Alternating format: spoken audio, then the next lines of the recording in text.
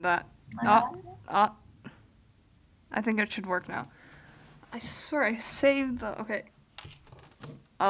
Try again. I think it's working now. Okay, I wanna meet you, and then Okay. start talking. Okay. Testing. How? Okay. Does it work now? Try again.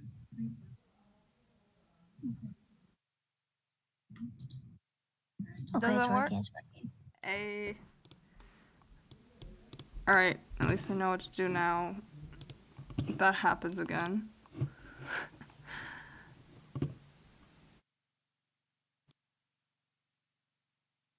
Alright.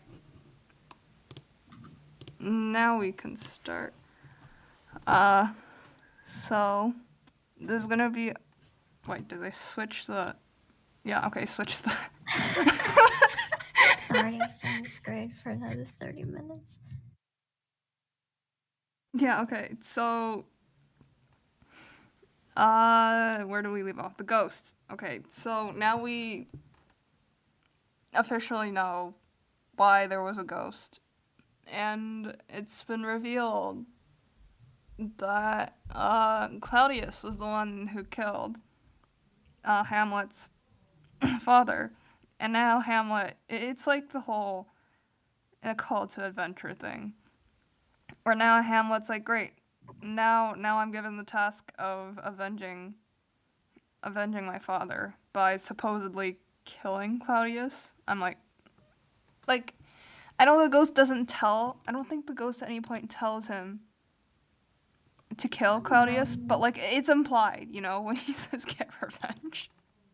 I think the ghost was just like, your uncle is a bitch ass motherfucker and your mom. Yeah, but like I know it doesn't say at any point, the ghost doesn't say at any point to kill Claudius, but then like it's Shakespeare. Like you sort of just assume that he's like, okay, that means he has to murder Claudius. Um, but like I don't know if this was foreshadowing or anything, but Hamlet's first reaction to get being told, uh, yeah, you need to find a way to kill this guy who was the one who killed your father, was to go. I'm just gonna act mad.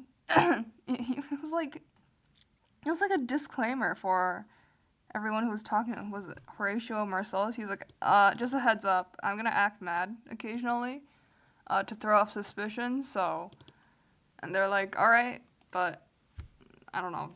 There's no plan. There's no plan of action right now. Uh, so yeah, and then the scene changes, and we get Polonius talking to a servant, and later on in the scene, Ophelia. And we're only gonna do one scene because after this scene, it starts snowballing into a really important scene, and it's like it's just nonstop. So we're just gonna do one scene. Okay. Yeah. So do you want to be Polonius, or do you want to be the servant and Ophelia? Because the servant leaves halfway through. I could be a Polonius. All right. So as a reminder, Polonius is the father of Laertes, the guy that's left for France now, and also the father of Ophelia, which is apparently, at this point, I guess you can call her Hamlet's love interest. I don't know. There's no scene of them together yet, but then, like, according to her, they're kind of a thing. So, or not? They're not a thing. They're almost a thing because there's nothing official. So yes, uh, let's start.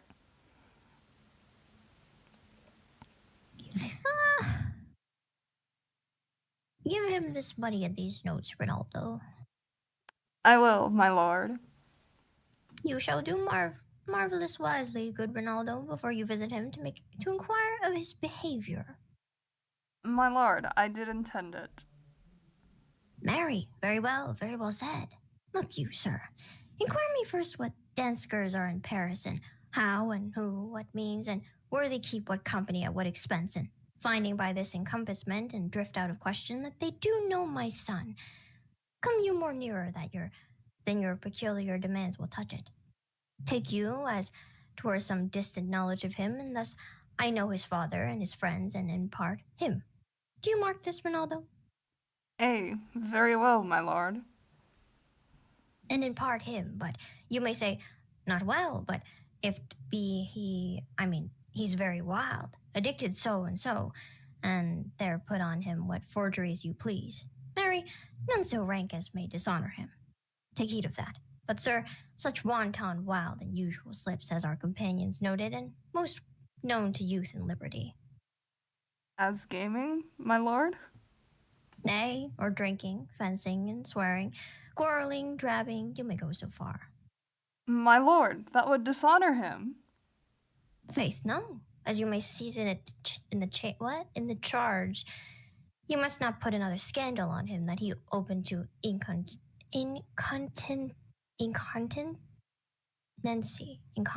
Oh my fucking god.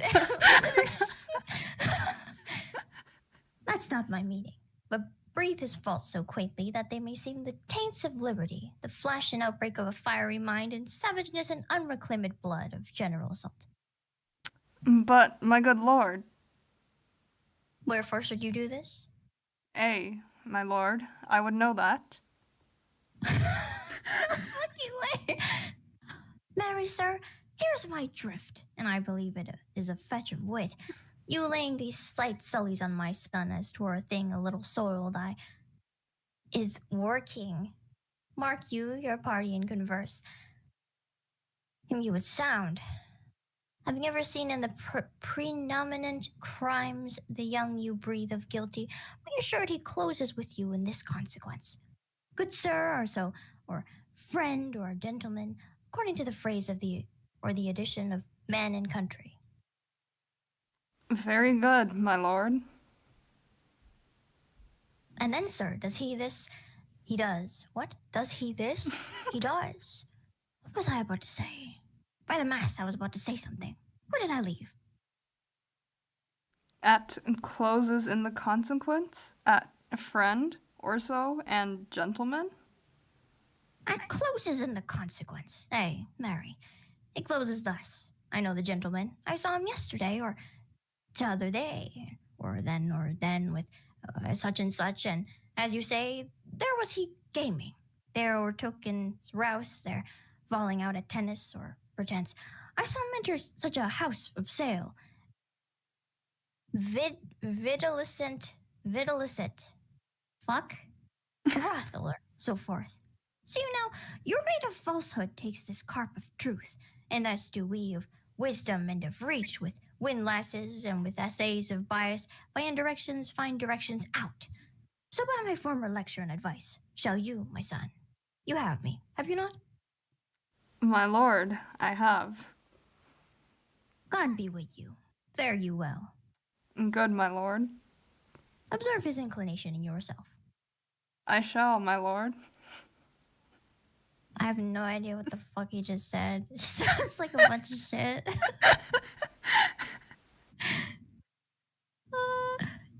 And let him ply his music. Well, my lord. Farewell. All right, and then Ronaldo leaves, and Ophelia enters. Oh, my daughter. How now, Ophelia? What's the matter? Oh, my lord, I have been so affrighted. With what? In the name of God? My lord, as I was sewing in my closet, Lord Hamlet, with his doublet all embraced, no hat upon his head, his stockings fouled, ungartered. You don't even need the translated version. This is a fucking mess. What the hell? Got hit by a hurricane.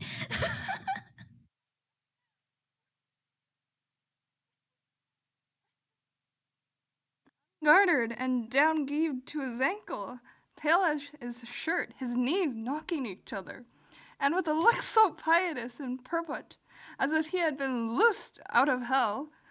To speak of horrors, he comes before me. Mad for thy love?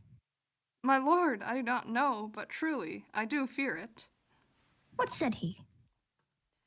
He took me by the wrist and held me hard. Then goes he to the length of all his arm, and, with his other hand thus over his brow, he follows to such perusal of my face as he would draw it. Long stayed he so. At last, a little shaking of mine arm, and thrice his head thus waving up and down, he raised a sigh so piteous and profound, as it did seem to shatter all his bulk and end his being. That done, he lets me go, and, with his head over his shoulder turned, he seemed to find his way without his eyes, for out our doors he went without their helps, and to the last bended their light on me. Come, go with me. I will go seek the king. This is the very ecstasy of love, whose violent property foredoes itself and leads the will to desperate undertakings as oft any passion under heaven that does afflict our natures. I am sorry. What? Have you given him any hard words of late? No, my good lord, but as you did command, I did repel his fetters and denied his access to me. That hath made him mad. I'm sorry that with better heed and judgment I had not quoted him. I fear he did what but trifle and meant to wreck thee. But beshrew my jealousy. By heaven, it is as proper to our age to gasp beyond ourselves in our opinions as it is common for the younger sort to lack discretion. Come, go we to the king. This must be known, which, being kept close, might move more grief to hide than hate or to utter love. Come. This villain monologue. It's crazy. Yeah, okay, that's the end of the scene. Okay, and there's some stuff to discuss. Alright, the first thing, okay, going back to Polonius with the servant. I feel like this whole short scene, it does more to Polonius's character than anyone else. But remember, before, we know he's the advisor to the king, and I can't remember the exact line itself, but Claudius, wait, was it Claudius or Hamlet? I think it was Hamlet himself. Wait, no, it was probably Claudius because it was in the court scene. Where he was like, oh yes, you're like, what was it, the right-hand man of the king? Or just really close to the king as an advisor? Okay, and then you see this is the man advising the king right here. He gives Ronaldo, the servant, I'll just refer to him as a servant, he's not important. He gives the servant these instructions to go to France, or go to Paris specifically, and ask around to see how his son Laertes is living. Because, okay, now it was later on where it was like he's apparently studying music. I don't know,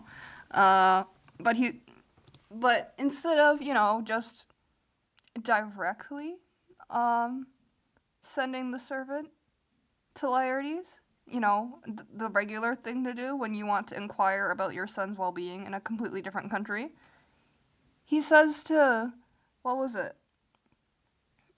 Go to other people around him, or just start randomly asking people, oh, do you know of Laertes? Like how is he? The one who's a wild party animal? Isn't he the one who's always, and then make up whatever you want, of course, nothing so bad that it would shame him. I mean, making up any stories that sound like your average young guy, the kind of trouble they get into. He wants to know what his son is doing, and he even states gambling, drinking, swearing, fist fighting. And even the servant is like, bro, that would ruin his reputation. And Polonius is like, oh no, not if you say it right. And then just the continuous, the guy's just not right in his head. He goes, and then after you make some outlandish remark about him, oh, isn't he the one that whatever gambles, whatever? And then to watch the reaction of the person you're telling this to. And then he says it will only be natural for him, or the person the servant's talking to agree with you, at which point he'd call you sir or good friend. And then he loses his train of thought. The servant was like, you were saying? And he was like, yes, it'd be natural for him to agree with you. And then if he agrees, he'll say something like, yes, I know the gentleman you're referring to. And then whatever, make sure your little lie brings out the truth. So essentially, he's instructing the servant to lie, to see what the reaction is to the lie, and in that way bring out the truth based off of their reaction to his lie. And then he continues to go on and say, we're doing this wisely and intelligently, indirectly finding out things by roundabout means. What? Awesome. What? Huh? Again, we don't have a scene with Polonius directly advising the king, but considering the fact that this is one of the closest advisors to the king, not exactly the best guy for the job, because, again, in addition to this proving his just incompetence in decision making, I swear, this is a heads up. I don't think there's a single person. There's one person who demonstrates actual initiative and good decision making skills in this play, and it's none of the main characters, by the way. That so again, this is just to show Polonius's incompetence, and at the same time, it shows everybody's suspicious nature in the play. Again, there's like one character, which is the exception to this, but there is one person who is not plotting, not scheming, not suspicious of another person in this goddamn play. And you could argue that this is what eventually brings Hamlet to insanity, but like, again, it just goes to show that nobody acts directly in this play. There's a really big theme in Hamlet, which is action versus inaction, where it's like people are debating, or it's a whole debate where it's like Hamlet not taking action. Is it justified in the world that he lives in? The fact that he based off of the evidence we have now, learns of his father's death, learns that he has to take revenge for his father's death, and the first thing he does, or the first thing he thinks of is, I'm gonna act mad. I'm gonna indirectly avoid my problem. And there's the argument for him acting this way, one of them would be, this is the world he lives in. Everyone's suspicious of one another.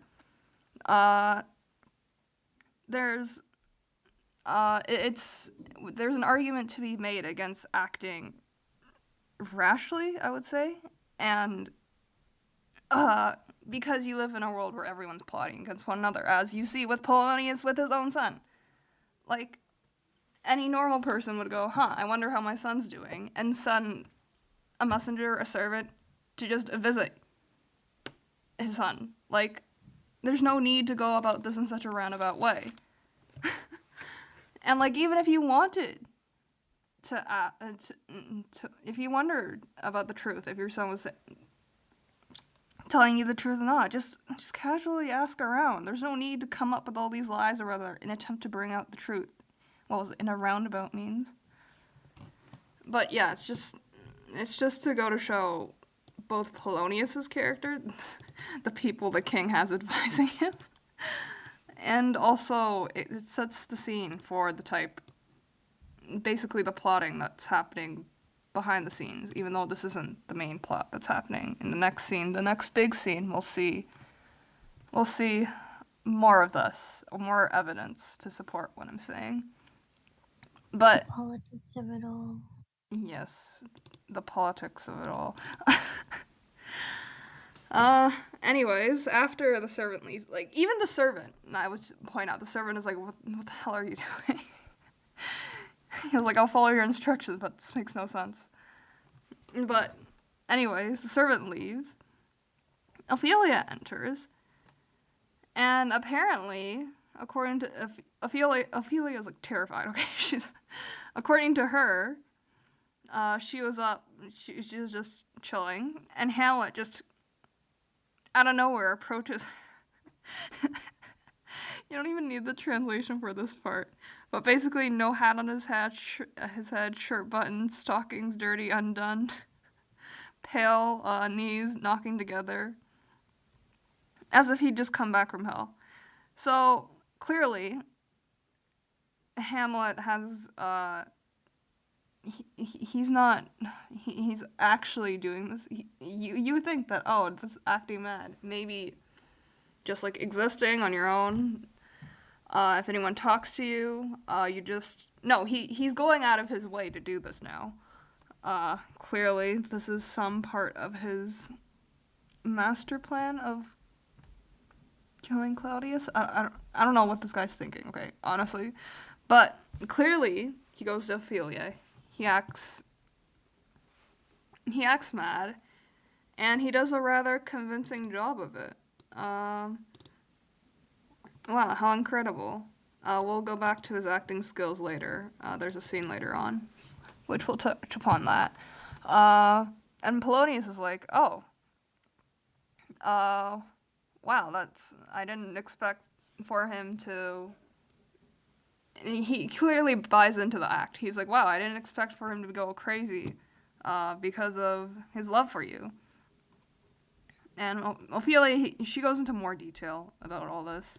And then Polonius decides, well, oh damn, we better tell the king about this. I didn't realize that his feelings for you were that deep.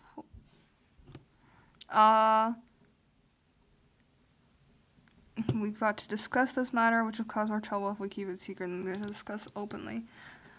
Huh. Yeah, there's not much more to say about this. The scene. It's more like a scene to set up everything that's happening in the next scene. Because now we know that, well, that's the part of the play that annoys me. It's never official that Hamlet and Ophelia are a thing. Like, there's nothing official to announce, okay, they're engaged, they're to be married, or whatever.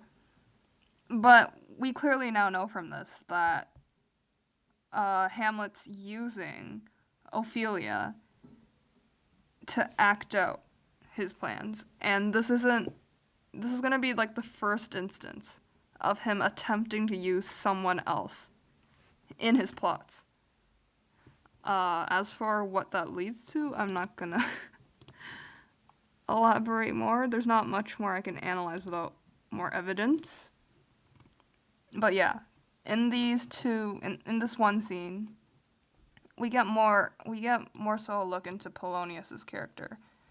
And again, this reoccurring theme of women in this play not having a lot of power. Like Ophelia, of course, she goes to her father because she's scared.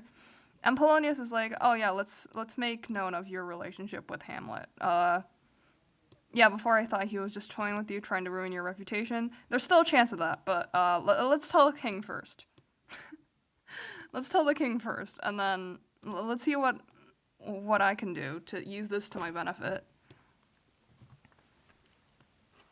And Ophelia, there's no protest. She presumably goes along with it. She doesn't have much power over anything happening. Yeah, I think that's about it. Does that make sense? Yes. Yeah. It's kind of sad that Ophelia goes to her father for comfort, and he just does nothing to comfort her. He's like, "What? I can't believe this. I was wrong. Let's go tell the king about this." Huh? But yeah, that's a great father over here. I mean, she has a bad father and a bad brother, so. Yeah, and Polonius with his son, he's like, oh yeah, let's indirectly ruin his reputation to find out more about him. Not sure how that works. And with Ophelia, it's zero fatherly love. It's all, let's tell this to the king. Let's see how I can use this information to cement my position in front of the king. Yeah, that's about it. I don't wanna get into more with only you here, and a lot more to unpack.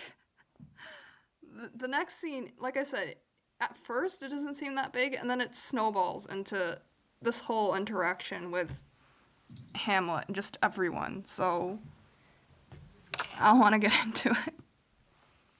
All right, I'm gonna stop streaming.